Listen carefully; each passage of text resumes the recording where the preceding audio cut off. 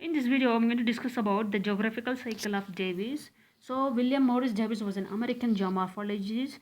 He wrote many theories, among them, the complete cycle of river life. He wrote about the rivers and the valleys of Pennsylvania in 1889.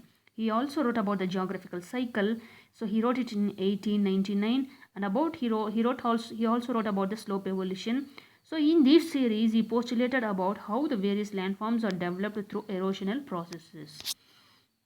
Goal of Daviesian model, so it was to provide basis for a systematic description and genetic classification of landform. He wanted to describe and wanted to classify the landforms, whether it is endogenetically developed or exogenetically developed. And a reference system, he also gave reference system that landforms change in an orderly manner as processes operate through time. So with time, there is under uniform environmental conditions, so orderly sequence of landforms develops with time under uniform external environmental condition. And he also gave definition for geographical cycle. So it is a period of time during which an uplifted landmass undergoes its transformation by the process of land sculpture. So here the land sculpture is taking place and it is ending into a low featureless plain. So with a period of time, land sculpture is taking place and it is ending into a low featureless plain or peneplain. So this is what the definition given by Davis regarding geographical cycle. Trio of Davis, these are three factors. So these factors are structure, process and time. These factors play major roles in the origin and development of landforms of a particular place.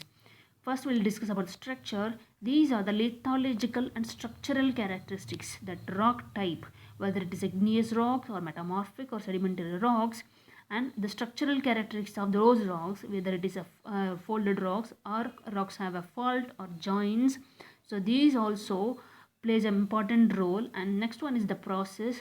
So the agents of denudation, both weathering and erosion. So he, in Davis model, he uses a flowing water to describe his model.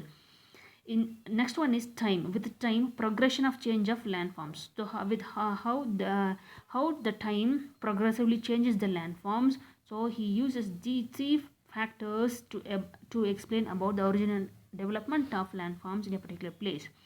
So landscape, he also says that landscape is a function of structure, process and time. Some basic premises of Daviesian model are: landforms are the evolved products of the interactions of endogenetic and exogenetic processes. So he says that both the endogenetic and exogenetic process plays a major role in the landform development. Orderly manner of landform evolution. So here the systematic sequence of landform development through time in response to an environmental change. So here endogenetic and exogenetic factors plays a major role, and here the landform evolution is in an orderly manner and systematic way it happens. And streams erode their valleys rapidly downward until the graded condition is achieved. So till the graded conditions are achieved, the streams are eroding their valleys rapidly downward, and there are shorter period of rapid rate of upliftment and slower rate of upliftments. So here in this theory, the upliftment is at the rapid rate for a shorter period of time, whereas remaining time the upliftment is at the slower rate. Erosion does not start until the upliftment is complete. So that is, upliftment and erosion do not occur at the same time. So upliftment has to complete, then only the erosion starts, he says. Descriptions of this model: preparatory stage of the cycle of erosion. This begins with the upliftment of landmass with short period of rapid rate of upliftment of homogeneous structure. So it has to be a similar kind of lithological structure. And preparatory stage, next one is the here we can see that in the graph we can see that the y-axis. So this is all about altitude. So the horizontal axis all about at, so this is all about time. So here height. So here he discuss about the height, whereas here he discuss about the time. But this is the base level. So this is the base level. He also says that beyond the base level, the erosion won't take place beyond the base level. Here upliftment takes place the uplifted land mass. Here the river starts flowing rivers originate on this uplifted landmass and they start flowing. But initially the erosion is a vertical erosion. Because of the vertical erosion, it forms a valley, v-shaped valley. But these valleys are initially, it is very narrow and it has steep slopes like a canyon and gorges. So like canyon and gorges, it forms a steep sloped and narrow valley. But later, so this is the first youth stage. So in the youth stage the erosion is a vertical, so it's just like, it's like that, it's flowing. But this is the valley floor, this is the valley floor. But this is the upper curve, this is the upper curve, uc, it's mentioned as uc upper curve. So this lower curve is the valley floor. But this is the first phase which he named as youth phase. And here the next phase, he can see that there is a maturity phase. Here what happens, the widening, the broadness of the valley is increasing in this phase. So in this phase the lateral erosion is more and the valley deepening also is more. And here the valley reaches somewhat near to the base level. After that it, and below that there is no, and below that there is no valley deepening. And here the size of the uplifted landmass is decreasing and finally it forms like a monadnock. And at the far we can see the eroded materials are, and they are deposited, and near that it is deposited and they form a peneplain. So this is all about the Davis model. So here we can see that horizontal line is, I said it's time, vertical line is all about altitude. So UC is upper curve, LC is lower curve, denotes relief features from mean sea level like hills, valleys and floors. And AC is maximum absolute relief, whereas BC, so this is BC. So BC can be obtained by subtracting the upper curve limit and the lower curve limit. If we subtract, we get the initial average relief. ADG, that is the base level, and sea level, that is sea level, and no river can erode beyond the base level. It is the limit of maximum vertical erosion by the rivers. And the upliftment of the landmass stops after a point C, where upliftment phase is complete.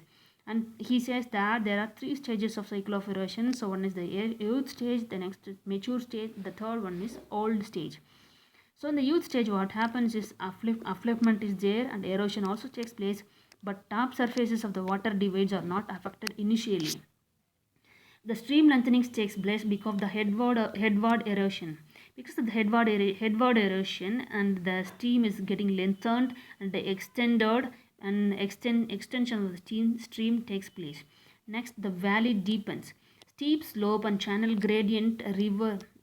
The valley will have a steep slope and the channel gradient rivers deepen their valleys by vertical erosion at rapid rate. Initially, because of the channel gradient, the erosion is very fast, and because of the flow velocity and the kinetic energy of the river, and because of the channel gradient slope, and these aids in the valley deepening. So depth of the valley is increasing and the channel gradient increases the velocity, the kinetic energy of the river, and it increases the transporting capacity, and the vertical erosion steepens by pothole drilling.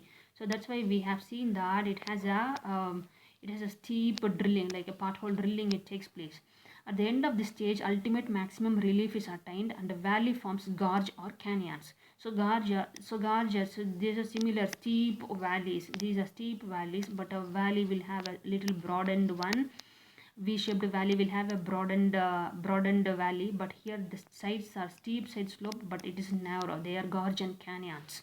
And the profiles of the river like rapids and waterfalls disappears with time at the end of this stage. Next one is mature stage. In this stage, lateral erosion is more and graded condition. So here the lateral condition is more, graded conditions spread to the larger extent, and tributaries are graded to the base level erosion. And vertical erosion reduced, but lateral erosion leads to widening of valley and shape transform to uniform or rectilinear shape. Absolute relief and relative relief reduces. A reduction in the channel gradient, flow velocity and transporting capacity of the rivers also reduces. So all these factors reduce and the absolute relief, relative relief also reduces in this stage. Next stage is old stage. This stage is characterized by absence of valley incision but lateral erosion and valley widening is active. Because of the downwasting and backwasting, these reduces the water divide. The absolute relative relief falls rapidly. Absence of valley deepening and valleys become almost flat.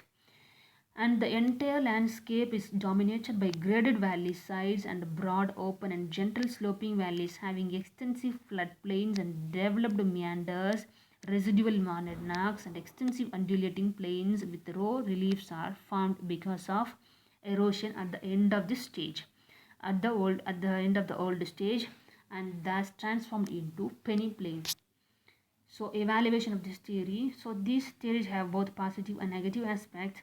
Because this theory is very simple, many people appreciated this theory, and it is based on observations, and historically also we can interpret this theory easily, and then we can predict, it is capable of predictions and interpretation.